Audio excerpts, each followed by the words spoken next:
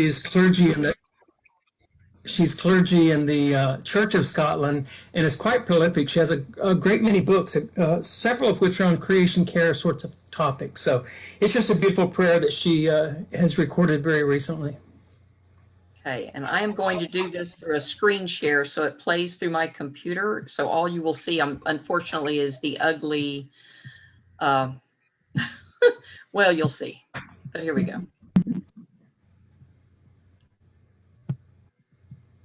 God of all life, beyond our imagining and yet coming so close. You refuse to leave those in need on the rubbish dump. You give the poor a place of dignity among the powerful. You make a home for the homeless and bring joy abounding to families and communities. As we gather to celebrate and give thanks for your harvest of blessing, may we live within your reality, share your vision and do your will, that the whole earth may echo your glory. Have mercy on us, God. Grant us the wisdom to be still enough to notice that the cycles of life intertwining us all have a fragile strength, and we are all diminished in their breaking. We pray in the name of Jesus. Amen.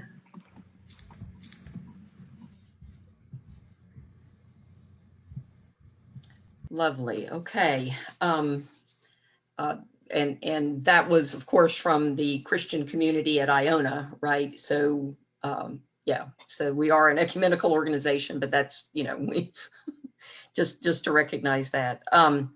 All right, then Rhoda, you want to take it away and introduce Roberta to all of us? Absolutely. We are very pleased to have with us tonight Roberta Swann. As director of the Mobile Bay National Estuary Program, Roberta guides a management conference of over 100 community leaders in undertaking restoration, capacity building, and policy-related initiatives to improve and protect Alabama's coastal resources. As a Peace Corps volunteer in West Africa, Roberta taught business practices to 7 village cooperatives. She is a native of Melrose, Massachusetts, and earned a Bachelor of Science in Economics from the University of Massachusetts and an MBA from Boston University.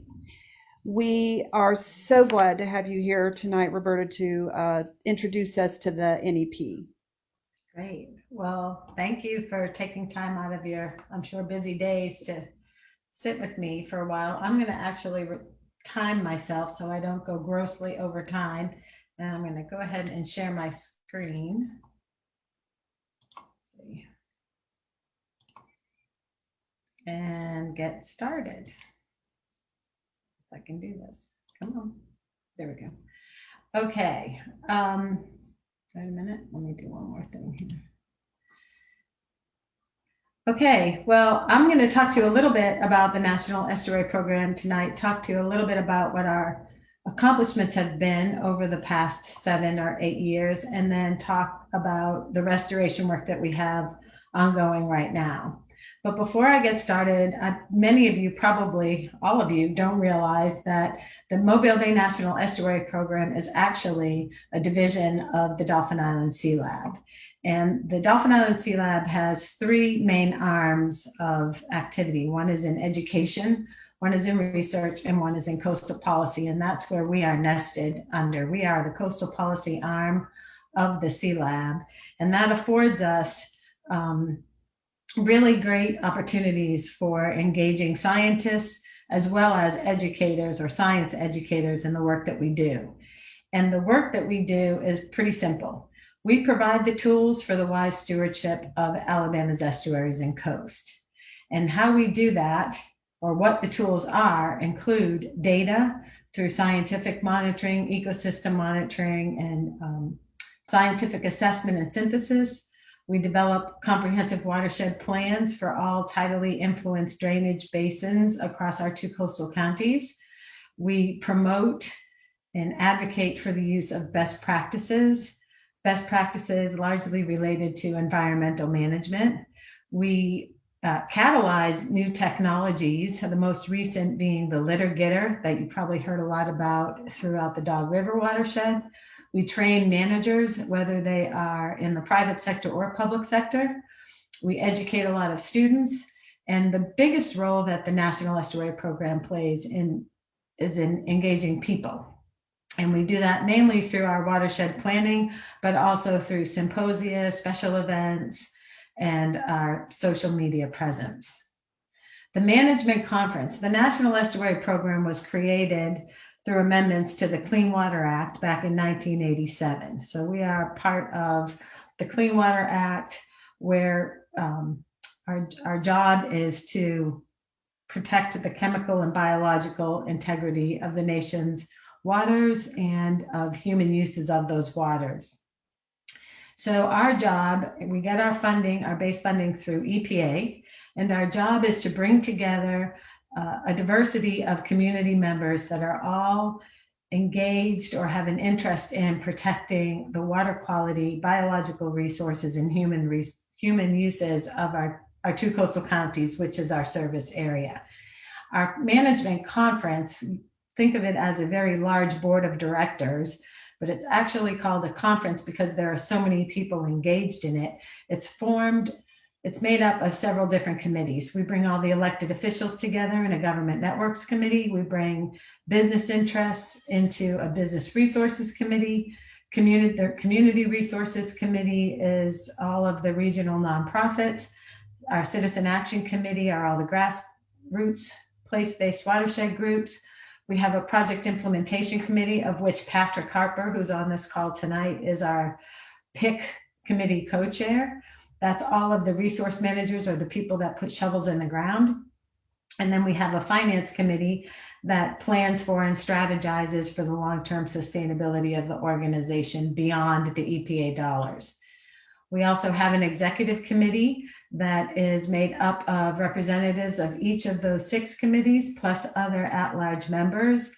And at the nucleus of the National Estuary Program is the Science Advisory Committee, and that's where we draw several of the Dolphin Island Sea Lab faculty, as well as other scientists throughout the state of Alabama, and there are actually some from Mississippi as well.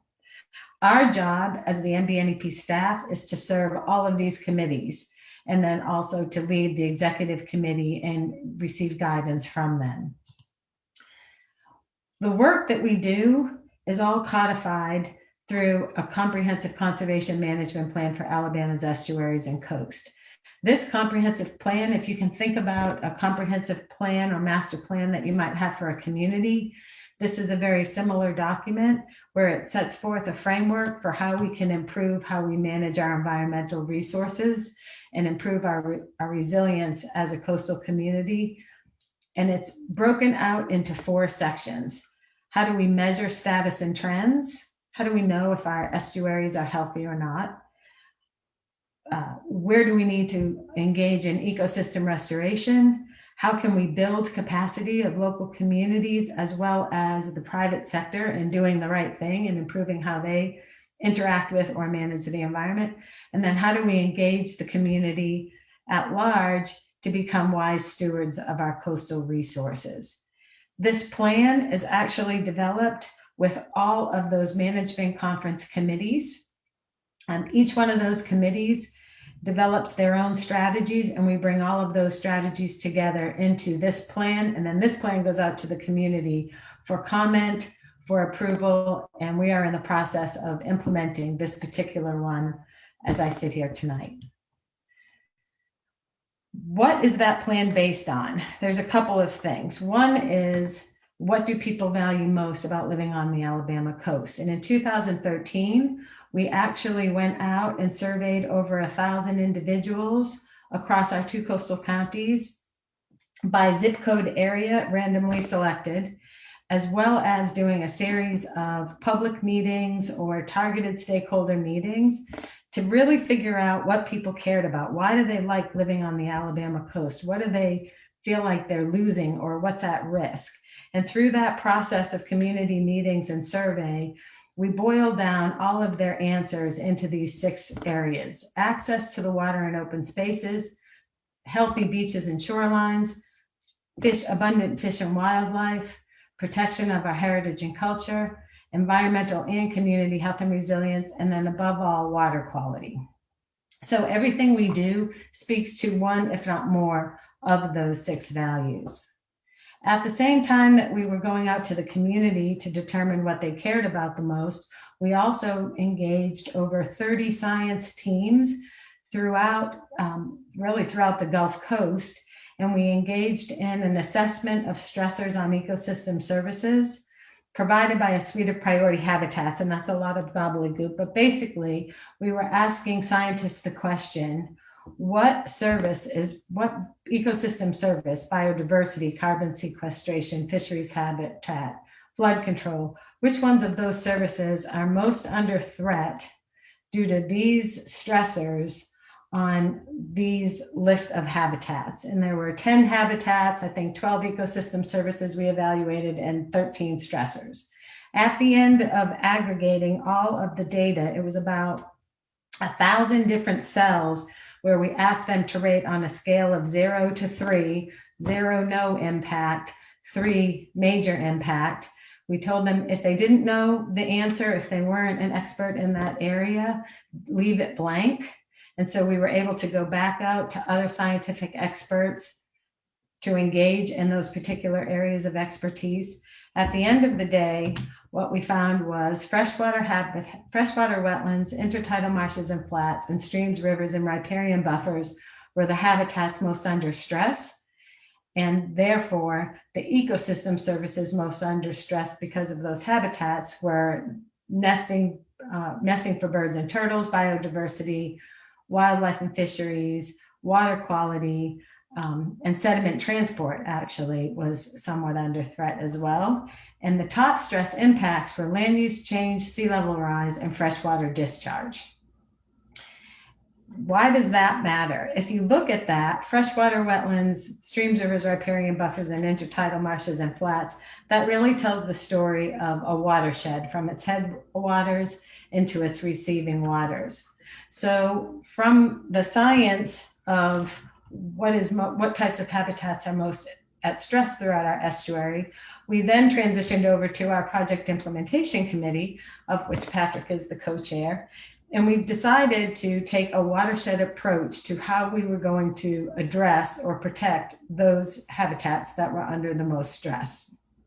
And so we looked at all of the watersheds that had tidal influence in them, which means salt water coming up into the watershed and then draining back out again or being pushed back out again from the freshwater upstream inputs.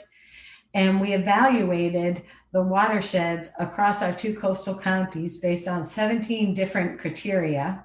If you look at this map over on the right-hand side, we produced those maps for each one of the watersheds. And then we went to our project implementation committee and we had an open public meeting to ask people to rate on a scale of 1 to 5 as we presented each one of these different watersheds, rate on 1 to 5, which ones you thought were the highest priority. With a plan of doing comprehensive watershed plans across our 2 coastal counties, we needed some way of prioritizing how do we roll these watershed plans out, and this was the process that we used. So based on the information on the right-hand side, we prioritized all of the watersheds and got started doing comprehensive watershed planning. What that resulted in, and I don't have a slide that shows this, but we started, I believe, in the Fish River watershed. We actually started in the Dolphin watershed, which was a great demonstration of the usefulness of this comprehensive watershed planning process. And so once we got started doing these watershed plans, and let me go back, we did watershed plans from Bayou La Battery, West Fowl River, Dog River, Watershed Complex, 3 Mile Creek, 8 Mile Creek, the Weeks Bay Complex, which really is Fish River, Bon Secure Complex. Those are all completed watershed plans. And then the pink ones are the ones that are in process right now. The green ones are on deck.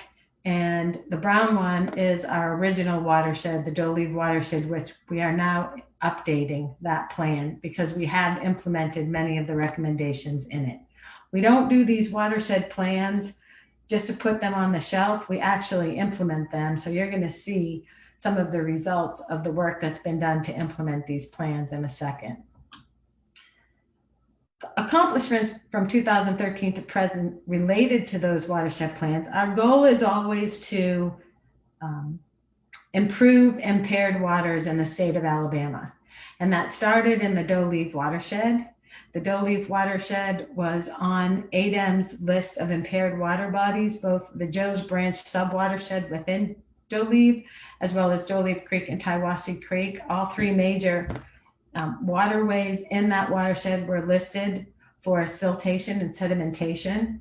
And so our goal is to get them off that list. And it's a very long and arduous process to get those waterways off that list. But as you can see from this slide, we've actually achieved one impaired water being removed from ADEM's list after 11 years of work in one watershed. But while working on that watershed, we've also already completed 13 watershed plans. Well, 13 watershed plans are under development, 17 have been published.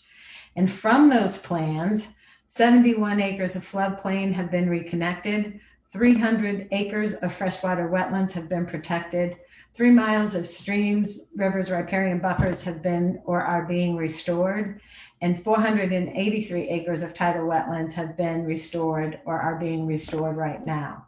And what that means is the reductions of pollutants entering Dolphin Bay, 56 tons of nitrogen, 2.8 tons of phosphorus, and 5.7 tons of sediment. So what, you might be asking yourself right now. Why that matters is because Dolphin Bay used to be a very rich nursery area for our fishery. And it became so sedimented in, you could almost walk across the bay. And what we're achieving now is the beginnings of a restoration to the environment that Dolphin Bay used to have, with the hope of recreating conditions to allow SAV to come back, or submerged aquatic vegetation, seagrass, to come back into being in Dolphin Bay so that we can reestablish the fishery that was once there. Other accomplishments that have been achieved, and this is through the management conference. It's not just the National Estuary Program doing this work. It's also the state of Alabama, the Nature Conservancy, and then local communities like Foley and Daphne. 4,600 acres of coastal habitat have been protected. 814 acres of coastal habitat have been placed under conservation easement that they can never be developed. And then 1,728 acres are being managed to control invasive species. A lot of this work is being done with restore dollars. The silver lining of the BP oil spill, if there ever was one, is that it did provide an infusion of a lot of money for us to make some headway on some of this restoration work. In terms of invasive species, the adult apple snail is one of the most insidious creatures we've had to deal with, particularly in Langham Park Lake in Mobile. And this is a Mobile Bay NEP effort. 18,606 adult apple snails were removed from Langham Park Lake just last year, and we've seen the numbers drop dramatically this year. And 88,491 plus apple snail egg clutches were also destroyed. Those numbers we've seen drop again this year as well. We are in a concerted effort right now in Langham Park Lake to eradicate the apple snail so that we can have the lake dredged and continue environmental restoration in that watershed. We've also, as a management conference, and I will say the state and the Nature Conservancy have contributed greatly to this number, is 14.7 miles of shoreline are currently being stabilized or restored. And then lastly, well, this isn't lastly, but over 3 million pounds of trash have been removed from Mobile Bay waters. And how we know that is we have worked very closely with the Osprey Initiative and our local governments to keep track. And there's been a really concentrated focus on trash removal, trash abatement, and trash management activities across our coastal counties as these watershed plans have been coming online. This is probably the #1 concern and priority of these watershed plans. So there's a lot of new work going on to remove trash from our waters. And you may not think that if you drive around the city of Mobile or some areas of Mobile, but imagine if all of that trash was still in the water in addition to what's on the ground right now. So we are making great strides in that arena. In addition, access was one of our key things that people value about living on the Alabama coast. 20 new or upgraded access points have been enhanced, and 3 Mile Creek is one of our pet projects at the NEP. We've been working in the 3 Mile Creek watershed since 2014, when that watershed management plan was completed, and the NEP worked with the city to write that first grant to lay that first mile of trail in 3 Mile Creek. We also supported the city in writing the Restore grants that resulted in the funding for the remaining 10 miles of trail along 3 Mile Creek, and continue to work with the city on the implementation of that watershed plan. Other accomplishments include 26 videos produced, 388 current active members of the management conference, and then 49 Create a Clean Water Future members. Create a Clean Water Future is a campaign that was developed for all of our local municipalities in our 2 counties to help coordinate and unify the outreach and education related to stormwater management, whether that was trash or other issues related to stormwater runoff. And it's really become a branding opportunity to tie all of the different outreach and education programs into the Create a Clean Water Future concept. There is a website. I highly encourage all of you to go to the Create a Clean Water Future website. There's all kinds of information on that website about how to be a better steward of our coastal environment. I would also like to point out The Flight of the Frigate Bird. It's a film that we did, narrated by Shelby Lynn, who is a local musician. She's not local, but she comes from here. And that is a story of Dolphin Island. It's part traditional ecological knowledge, part oral history, and part climate change, impacts of climate change on a barrier island. We also are very focused on training our community members to be active volunteer water quality monitors. We currently have 89 active volunteer monitors. We have 29 of those who are measuring bacteria loads in our waters. We've produced 16 newsletters with the state of Alabama as our partner on that. And we've installed over 160 rain barrels now in Pritchard, Alabama, which is the section of Pritchard that's part of the 3 Mile Creek watershed. We've concentrated those rain barrels in a public housing neighborhood to measure the impact that rain barrels have on reducing flooding in a very specific area. So why do we do this planning? I've given you a little bit of an overview of what we have done, but really the plans, which in large part have been funded with proceeds or whatever you want to call it, money that was generated out of the BP oil spill. Those plans have become the backbone or the foundation for how all of this BP money has been invested along the Alabama coast. And in the beginning, what we saw across the states in the Gulf of Mexico that were affected by the oil spill, there were a lot of pet projects being funded. And I have to say a positive thing about the state of Alabama and recognizing the value of having these watershed plans in place, because they really took input down to a very community local level to provide people the opportunity to give us their input about what they cared about, but then also to provide us the opportunity to educate our local communities about what really were the environmental stressors where they lived and what were the best avenues for addressing those stressors and improving environmental conditions in and around where they lived.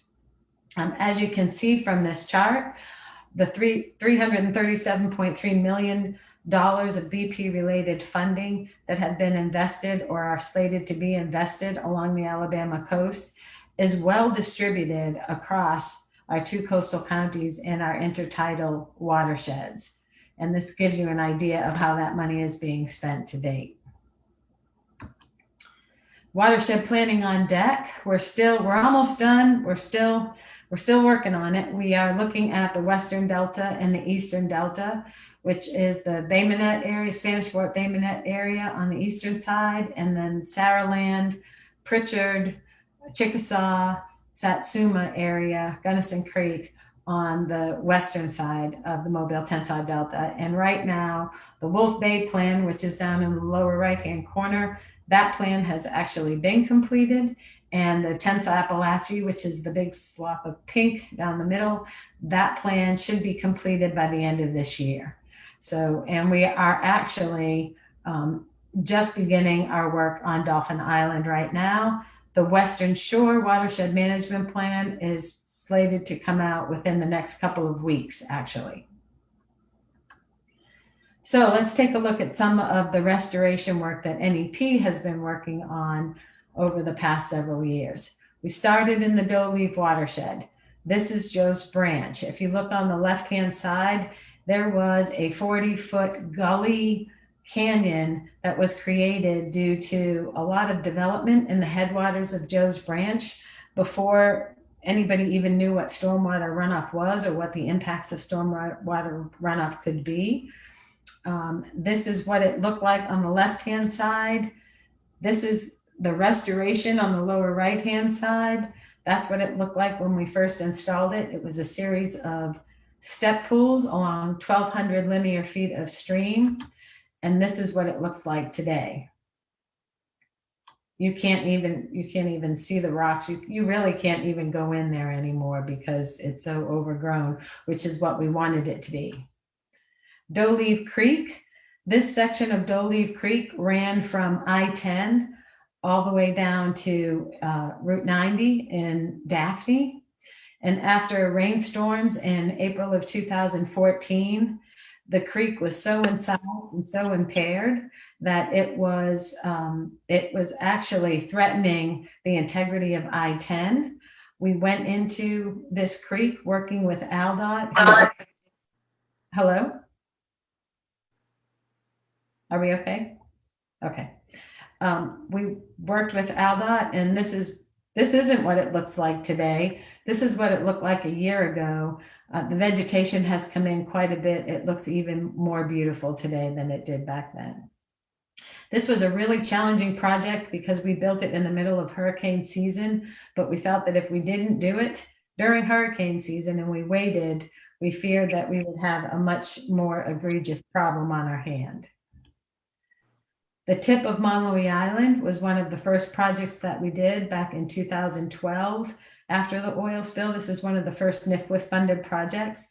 This is what it looked like before. This was the construction during, and this is what it looks like today. It's actually a little bit more vegetated today than what this picture is showing. And this project is now 4 years old, 3 years old, and we are waiting for the results of our yearly monitoring of coverage and critter success, if you will. We believe that this project will have met all of its performance metrics by the end of this year. So it'll be a year ahead of schedule. Another project that we're working on is at the headwaters of 12 Mile Creek and right south of the University of South Alabama. This is another incised stream that was identified in the 3 Mile Creek Watershed Management Plan. The challenge here was to manage volume and velocity of water running through the system so that we could reduce some of the sedimentation and erosion that was happening due to all of the development around that area. This project is just getting finished, like literally just getting finished. So that's what it looks like today. I look forward to coming back to you next year and showing you what it looks like next year, because it doesn't look like much on the left-hand side, but it will look completely different and completely natural by next year. Deer River is at the mouth of the Theodore Industrial Canal. If you look on the left-hand side, you can see how the erosion has accelerated, and it's actually even accelerated more since this November 18th, 2017 photo has been taken.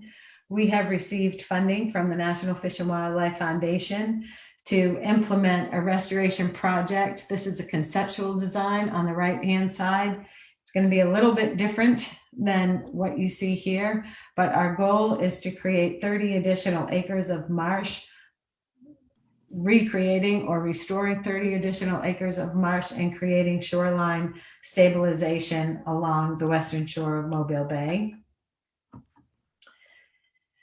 Then we're also working in Fowl River. This was recommended. This was the #1 priority project in the Fowl River Watershed Management Plan. And the goal is to stabilize the forest spits, Shrout, Perez Point, Lightcap, and Tapia. The original project was to focus on those 4 spits. NIFWF then asked us to please include the Bellingrath Marsh, which is down in the lower part of this picture, to ensure that that marsh, which is actually quite healthy, is stabilized, because we started seeing some evidence of erosion due to boat wakes. We did a boat wake study. We did a marsh health study before designing this project. So we have studied this whole section quite extensively and engaged 8 different scientists to help us to make sure that the investment in protecting these spits is worth it, frankly. The big concern that we have with protecting these spits is that if those spits were to go away or to erode, we fear that the meandering would be lost. Well, we know that the meandering would be lost, but we fear how the water would run through the system in this lower, very estuarine part of the river. And so this will hopefully maintain those speed bumps, if you will, and maintain some of the volume and velocity of stormwater running through that system. Another project that we're working on is restoration of the Lower Fish River, Magnolia River watersheds. On the map on the right-hand side is an indication of all the areas that we're looking at. In particular, we're working on this project called the Marlow Project, which is downstream of, I think it's 32. It's right south of 32. This big block of gray roof is a Dollar General that was built, as well as on the corner of this intersection, this is a Shell building. These 2 projects have significantly changed the hydrology of this tributary. And what we found when we first got into this project was we thought we were going to do a restoration project that follows this line, this yellow line of this picture on the left-hand side. We are no longer doing that project because it's so hydrologically modified. There's no coming back. And because of all of the development in that area, there really isn't anything that we can do to install green infrastructure in this area. And what we found through our scientific assessment was that where you see the hump at the top here, the stream is disconnected. So this area doesn't even contribute the sediment that we thought. And we're taking the restoration of this project across the street down to the receiving waters, which is Fish River, to reduce some of the sediment going into Fish River. Finally, we have the Dolphin Island Causeway project. This is a project that has been in the planning stages since 2005. We have tried many times to get funding to help restore or protect the shoreline in the southern part of the Dolphin Island Causeway as it joins with Heron Bay Cutoff to the Dolphin Island Bridge. And so this is a project that the National Estuary Program received funding for to assess its feasibility. And we recruited Mobile County to take on this project. This will probably be, when it is all built, one of the signature projects coming out of the BP Oil Spill Fund. It is a $30 million restoration project that is under design right now. And I think it's going to be a really exciting project. One of the fun things about this project is that we're engaging not only the oyster farming community, but the oyster catching community, because part of this project will be creating oyster coves, and we're engaging the oyster fishermen in helping us grow the oysters and plant the oysters as part of that restoration. So where do we get our funding? We get our funding from EPA, NOAA, the Department of the Interior, and other federal grants. We get funding from the state through the Education Trust Fund that runs through the Dolphin Island Sea Lab, from the Department of Conservation and Natural Resources, and from ADEM. And then we get our local funding from Mobile and Baldwin counties, Mobile, Daphne, Spanish Fort, Fairhope, Foley, Gulf Shores, and other municipalities. We also receive a significant amount of funding from the National Fish and Wildlife Foundation, particularly through its Gulf Environmental Benefit Fund. And then we do receive some funding from private entities, including the Alabama Power Foundation, which supports our Rain Barrel Initiative in the Tolman Springs branch of the 3 Mile Creek watershed. All told, from 2013 to 2020, the dollars passed through the NEP total somewhere around $32 million. So we're moving a lot of money, hiring a lot of contractors, and getting some work on the ground. And I think that's a testament to the hard work of my staff and to all of our partners in the management conference. And finally, what keeps us up at night? What we concentrate on in our restoration projects and in our efforts to transform environmental management across these two coasts is to make sure our efforts survive and don't fall victim to the same stressors. We focus a lot on what caused the problem so that we address the problem and not just do a restoration project to make it look pretty. We worry about maintaining a commitment to adaptively managing the projects that we do install until full maturity, and that can take upwards to 10 years. Sometimes these projects are in the ground for 5 years before we have a hurricane event or something that we have to go back in there and do more work. We know that when we install a project, we can't just walk away. We are very, very focused right now on institutionalizing the use of green infrastructure and other low impact development practices to improve local and state management of environmental resources. So we want to make sure that we can do that. A lot of these they're not restoration projects, they're stormwater management projects, in-stream stormwater management that reintroduce ecological function. We use a lot of rock in the work that we do because we have to manage the volume and velocity of stormwater that's coming down these systems that were not built by nature to handle the amounts and the speed with which the water is running through those systems because of all of the development that has occurred around them. And most importantly, how do we create a sustainable funding mechanism for environmental monitoring, especially as it relates to restoration? If there's one area that is lacking in investment, that is environmental monitoring in the state of Alabama. And it's that monitoring that tells us or that alerts us to any problems in the system. So that's another focus of ours. So in closing, I would just like to say that I think one of the sayings that guides us at the National Estuary Program is the journey of 1,000 miles begins with a single step. That single step for us is in engaging people, finding out what they care about, doing the scientific assessment, and then engaging in that comprehensive planning process, which is a little bit ironic for me because I was always of the mind that planners don't do it. And I'm in a job right now that we seem to do a lot of planning, but we do the implementation as well. So I would just like to close with saying the Mobile Bay National Estuary Program looks forward to sustaining the long-term health of Alabama's estuaries and coast in partnership with Gulf Coast Creation Care, and we look forward to working with you. Thank you.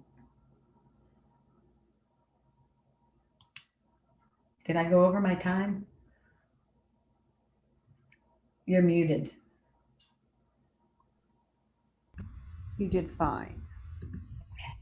That was wonderful. Thank you very How'd much. I do, Patrick? Great. You went over time. It was worth it. Oh, great.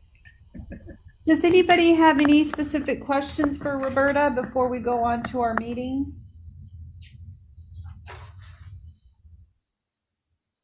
Great. It was a wonderful presentation, Roberta. Thank you so much. You're welcome. I'm not sure who said that. Mary Sheffield.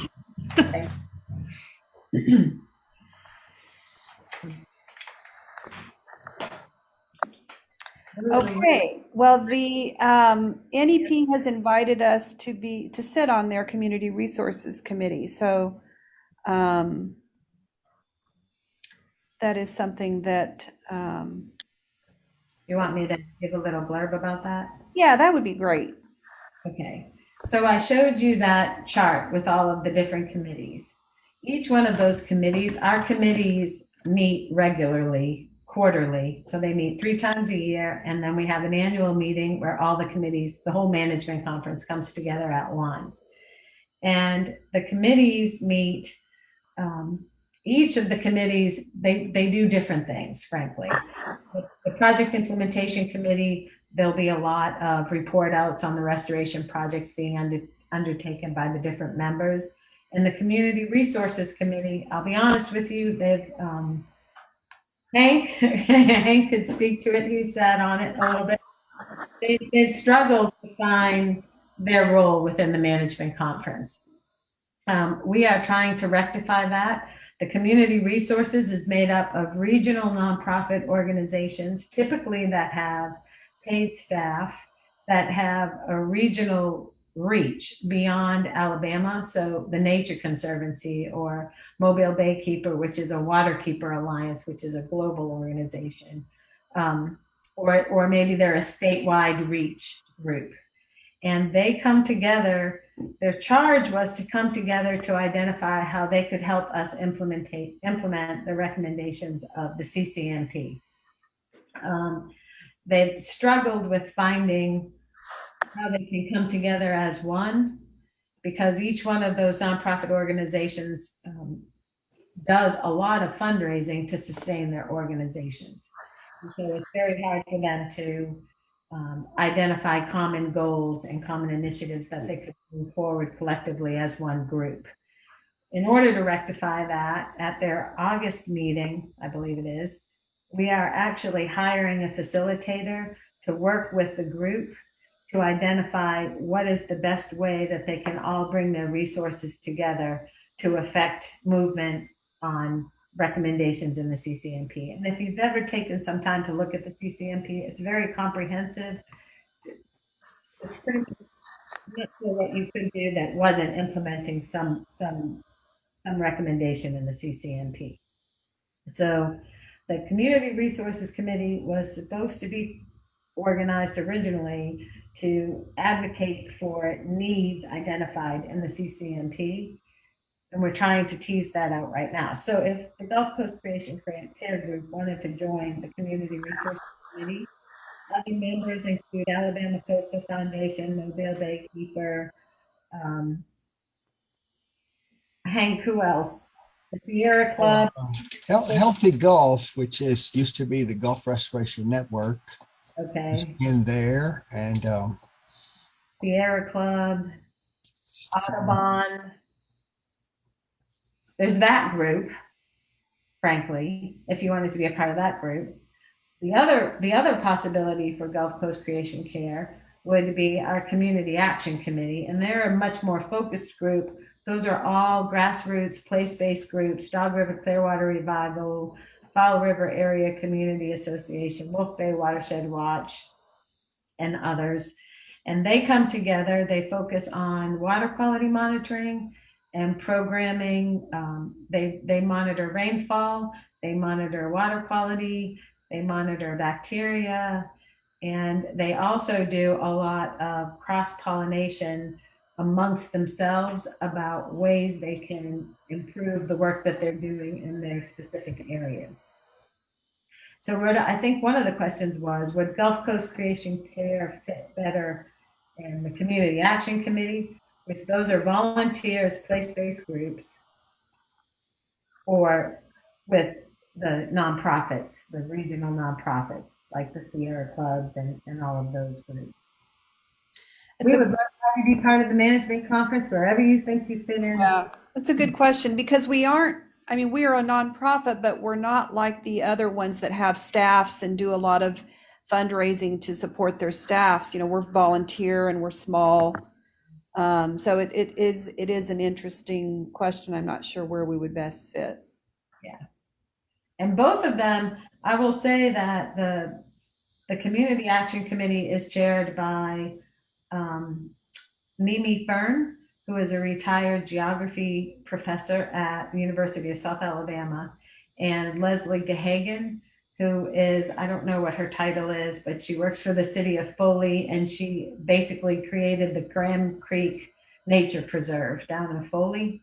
She's also the president of the Wolf Bay Watershed Watch. And before that, she worked for ADEM, the Department of Environmental Management for the state. So they have really strong Leadership. co-chairs. They have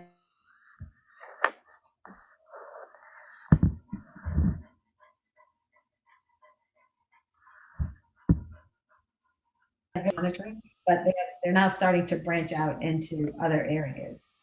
I don't think any of those groups have brought up climate change as an area of focus, but it's been brought up in all of the watershed plans. So it certainly is on the table. Whether they've decided to, eat that part of the pie yet, I don't know. The Community Resources Committee, a lot of strong personalities on that group.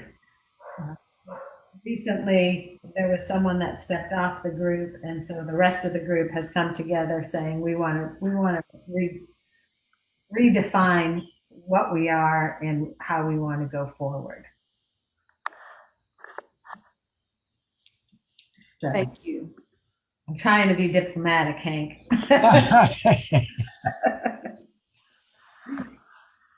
Well, I would just throw out that it's a good group.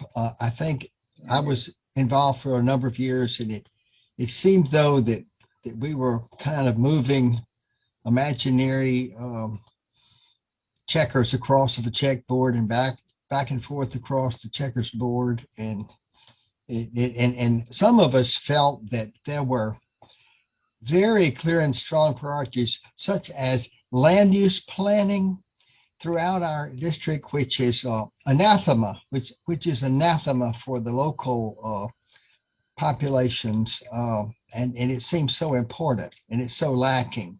So you're beating your head against the wall. Y'all have done a fabulous job. Absent the land use planning and so forth, it might help a lot. You have done an incredible job. So I think either of those committees might be a nice fit for the Gulf Coast Creation Care Committee, and we ought to have a good discussion about that, and then maybe nominate someone to be on one of those. I would say it's a good time to step into the Community Resources Committee before we do this facilitation of a path forward, because you could step into that committee and bring a new perspective. It got a little bit tied down with the issue of litter, and one of the members' desire to really push the litter agenda. But once that person left the committee, the person left the committee, not the organization, that's when the committee said, we want to regroup and really think about where we can make the most impact. So putting issues related to climate change on the table, I think now is the time to do it. When is that August meeting? Do you know, Roberta? No, but if Tom's home, he should know because it's his committee. Tom, do you know when the August meeting is of the CRC? What's that? Do you know what day the August meeting is? We're not gonna do it because we push it back to, push it back to just So where?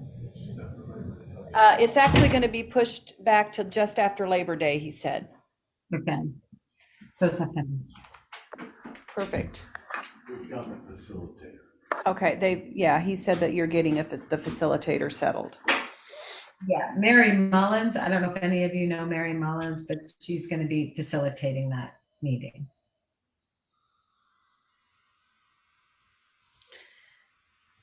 Okay, thank you so much for your time, Roberta. I have been wanting to introduce my buddies here to the NEP, let you know, let them know what you do, because I think a lot of people don't know what you do. So thank you so much. Well, I would love to come back at some point in the future. I kept going back and forth about whether do I do something that talks to them about sea level rise and vulnerability indices, or do I just introduce the NEP and give you some background on the NEP? So you kind of got the NEP 101 version, but I'd love to come back and share with you some of the findings that we've had through the watershed planning related to sea level rise, habitat migration over time, and things more related to, I think, your mission. Yeah. I I think would that's love to hear that. Yeah, I would love that. Yeah. Great. Okay. Well, thank you, Thank everybody. you. Have a great meeting. thank you. Thank Thank you. Good work.